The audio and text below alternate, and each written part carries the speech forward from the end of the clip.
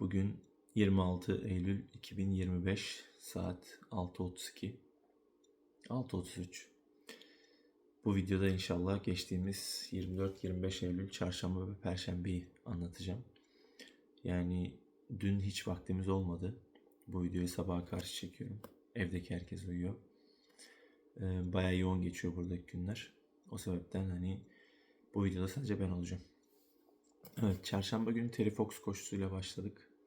Sabahtan işte sınıflarda Terry Fox'la alakalı pankartlar, aktiviteler, küçük sınıflarda boyamalar vesaire yapıldı. Ondan sonra öğleden sonra Terry Fox koşusuna çıkıldı. Yani şehirden havalimanına kadar bir 3-3,5 kilometrelik mesafe havalimanına kadar gidiyoruz. Oradan geri geliyoruz. Bir 60-70 çocuk başladık. Arkamızda da zaten başka yürüyenler vardı bir sürü. Hani bütün okul bir 150 kişi vardı, 150-200 kişi. İşte ben 8. oldum. Baya böyle çaba sarf ettim, şey yaptım. O ilk ona giren yani bir 50 dakika sürdü. Git gel, yarı koşu, yarı yürüyüş vesaire. Havalimanına gidiyoruz. Orada okul personeli su veriyor.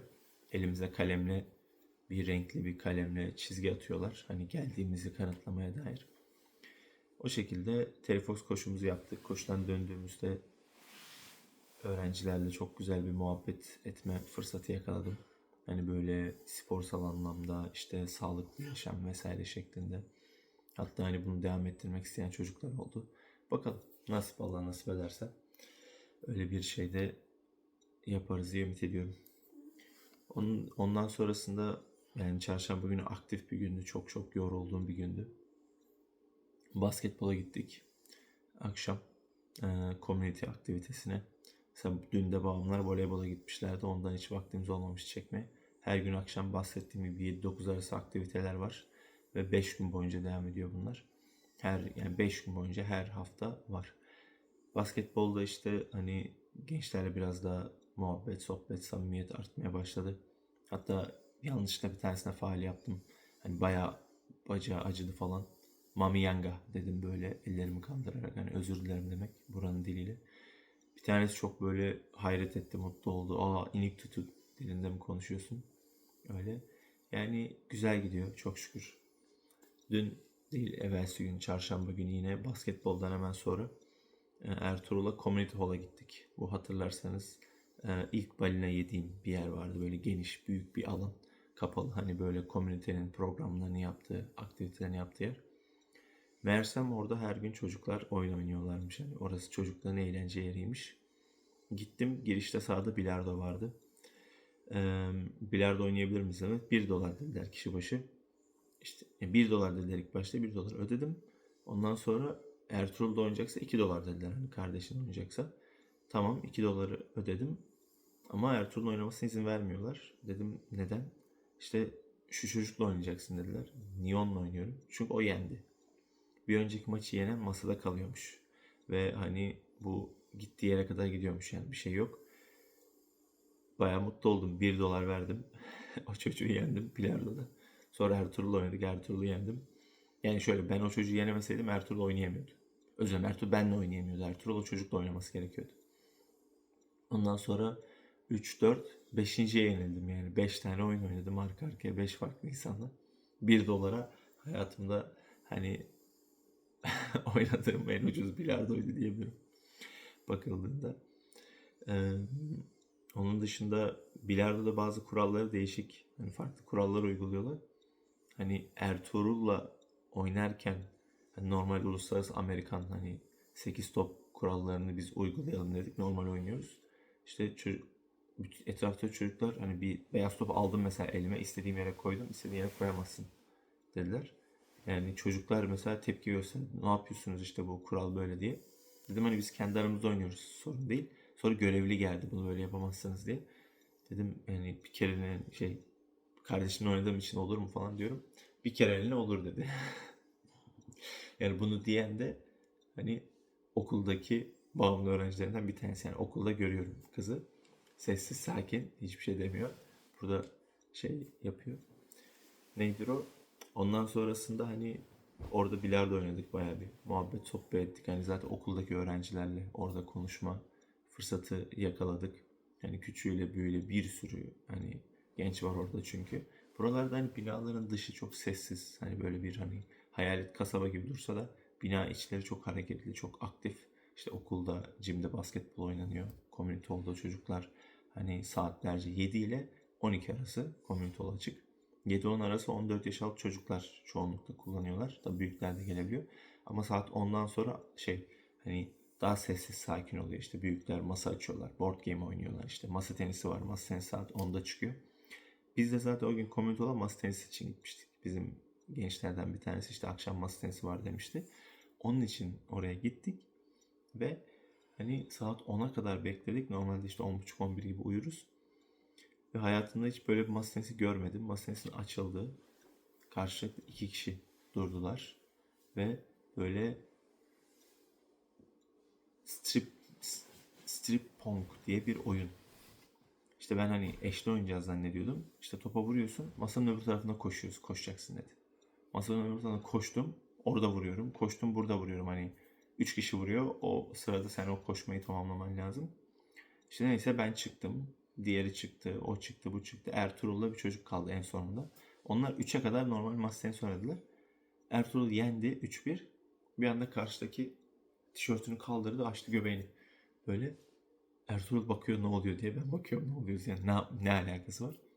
Olay şuymuş, en son kalana masa tenisi topuyla şöyle vurup hani çıplak karnına işte vurma, hani biraz acıtma falan, hani bunu çok büyük bir zevkle oynuyorlar. Hani bu şekilde. Ben dedim ben oynamam. zaten çok yorgunum, hani koşmak istemiyorum, normal masa tenisi oynamaya gittim. Masa tenisini çok seviyorum aslında. Gerçekten hani orada ben karnımı açmam zaten. Hani Ertuğrul da açmaz. İyi yenmiş yani çocuk. Yoksa onun açmasını bilmiyorum artık. Rabbim o tarafı. Yani öyle bir senaryo yaşamadık. Öyle enteresan bir masa tenisi gördük. Sonra çıkışta işte biraz böyle bir canımız çekti. Bir çikolata alalım dedik. Snickers. Snickers 4 dolar. İşte bıçak istedim. Ortadan ikiye böldüm. Böyle kardeş payı yaptık Ertuğrul'la. Ve burada biraz yavaş yavaş anlıyorum. Mesela sınıfta mesela çocuk elinde bir Tim Hortons bardağıyla geliyor. Ice cap almış. Ve hani yarısına kadar içiyor. Sonra bekliyor. İçmiyor mesela.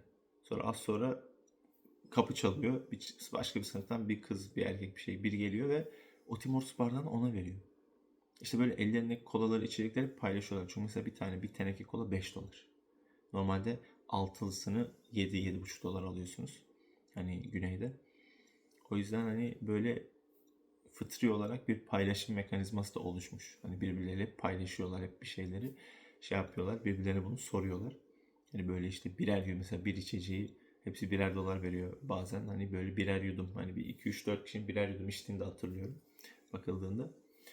Yani öyle bir paylaşım var hani o konuda, yiyecekler hakkında. Ee, işte bu arada paylaşayım. Nedir o? Inuktitut dilinde hani biraz daha öğrendiklerim, işte Udlaku, günaydınla başladık. Ondan sonra Kuyannami, Kuyannami, mesela Kuyannami deyip duruyordum. Teşekkür ederim ama sonra tonlamasının Kuyannami olduğunu öğrendim. İşte Unnuk Saku, Unnuktu, iyi günler, iyi akşamlar. İşte 2 gün önce öğrendiğim Tungasugi, işte hoş geldiniz. Tungasugi hoş geldin demek. İşte Engingi otur anlamına geliyor. Bu şekilde başka enteresan ne var?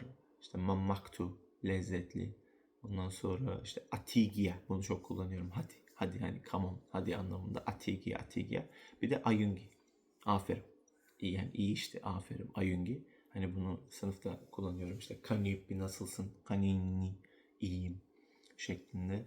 Hani başka daha var da hani şu an hepsini saymayayım. Bir 3-4 tane daha vardı bildiğim. Hatırladığım kadarıyla. Nipikadusi falan var. Hani dinle. Ya dinle ya da sus anlamına, sessiz ol anlamına geliyor. O şekilde. Onun dışında evet, gençlerle genel olarak birebir iletişimi yavaş yavaş arttırıyoruz. Çok güzel bir hissiyat, çok güzel bir şey. Yani buraya aidiyet hissiyatını da oluşturuyor. Hani buradaki insanların hayatlarına dahil oldukça, girdikçe. Dün 3 tane kıza işte dışarıda geziyorlardı. 3 tane hurma verdi. Yani hurma verdik. Hurmayı hayatlarında ilk defa yiyorlar. İşte sevdiler bayağı ama çok tatlı geldi. Mesela bir tanesini geri verdi, şu an ben yiyemem diye. O şekilde. Bir de en son şeyle kapatayım. Üçüncü sınıflara derse gidiyorum. İşte haftanın her gün üçüncü saat, üçüncü sınıflara dersim var ve orada bir tane hani birebir SSD dediğimiz hani Student Support hani işte assistance'lar var. Hani böyle birebir öğrencilerle ilgilenen benim sınıfta da mesela biri var gerektiğinde. İşte bir tane yaşlı bir kadın var. İşte tekerlek sandalyeyle bir tane hani fiziksel engelli bir hani kızı işte sınıfa getiriyor, ona bakıyor, şey yapıyor. Bu zaten alışık olduğumuz bir şey. Normalde şeyde de hani Kanada'nın her yerinde, eğitimin içerisinde. Ama o kadınla hani birebir iletişim kurma fırsatı yakaladım. Ve şunu öğrendim, o kadın hani o kızı evlatlık almış. Hani kız işte 7-8 yaş şeyinde, hani fiziki yaşı 7-8. Ve hani o kadın kendisi hani 50-55 yaşlarında. Ve o kızı evlatlık almış. 7-24 onlayım diyor. Şey hani ailesi istememiş o kızı. İşte ve hani aslında okulda onunla beraber profesyonel olarak ona bakıyor. Çünkü tek sorumluluğu o.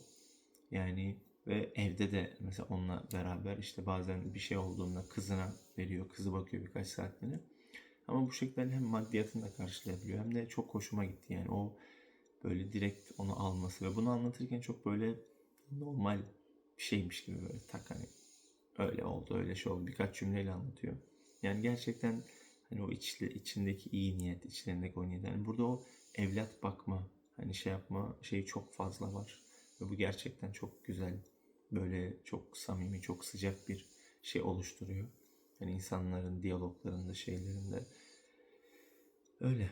Yani tam içimdekileri, hissiyatları anlatamasam da bu şekilde bir diyalogla geçirdim. Evet, geçtiğimiz 2 gün bu şekilde geçti. Bakalım cuma, cumartesi, pazar neleri getirecek bize göreceğiz. Kendinize çok iyi davranın. Hayırlı sabahlar cümleten.